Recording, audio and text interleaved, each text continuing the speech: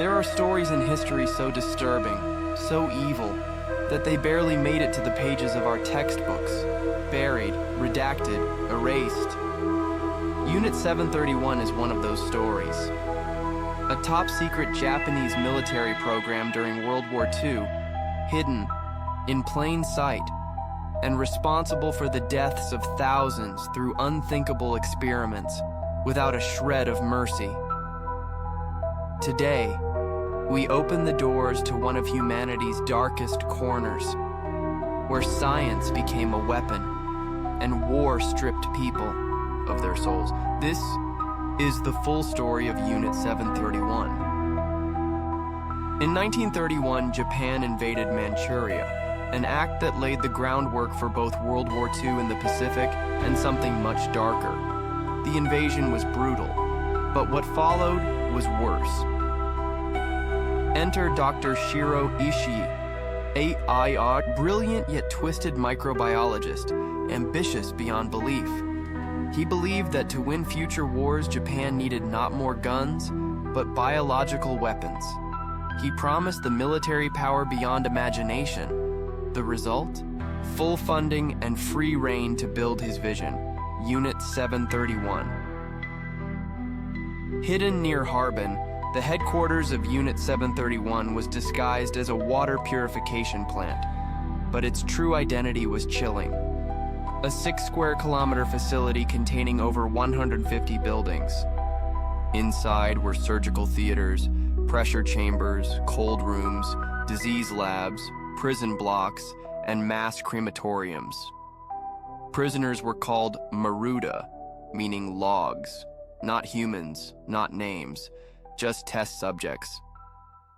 They were Chinese civilians, Korean patriots, Russian prisoners, Allied soldiers, and even children.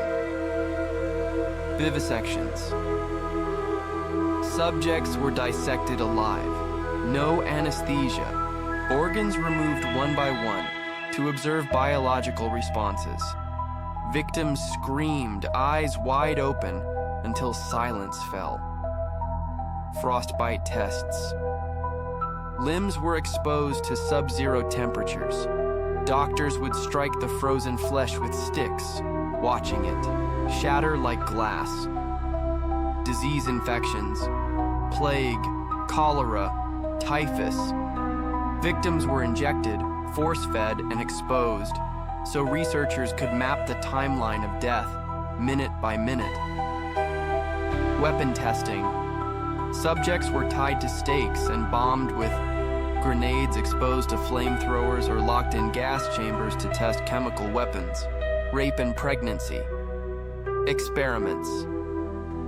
Women were impregnated by force, some by guards, some for infection studies.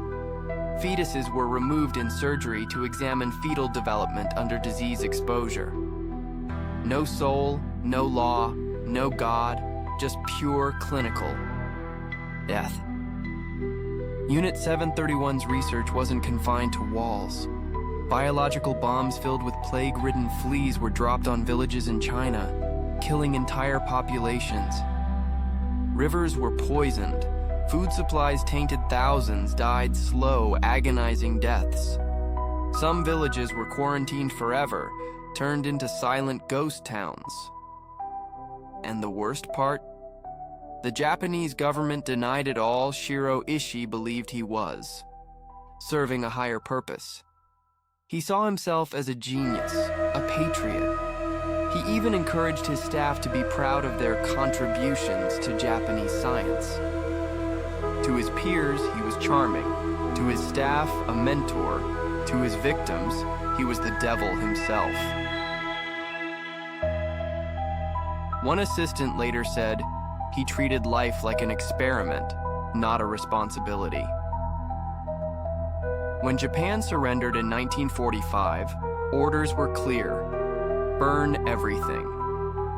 Hundreds of employees worked day and night to destroy documents, kill surviving subjects, and erase every trace of the facility. But they didn't destroy everything. Some evidence remained, and some people talked. After the war, American intelligence became aware of Unit 731's operations. But instead of prosecuting the scientists, the US made a deal. In exchange for immunity, Ishii and his team handed over their entire database: disease research, plague weaponry, biowarfare data. It was deemed too valuable to ignore. The Tokyo War Crimes Tribunal ignored Unit 731. No one was charged. No one stood trial. Ishii lived a free man until 1959. Justice was sold for science. Decades passed. Survivors aged. But the truth never faded. In China, survivors came forward, describing the screams, the smells, the strange men in white coats. Former doctors admitted guilt in their final years, but Japan never officially apologized. "We were test tubes. That's all," one survivor said.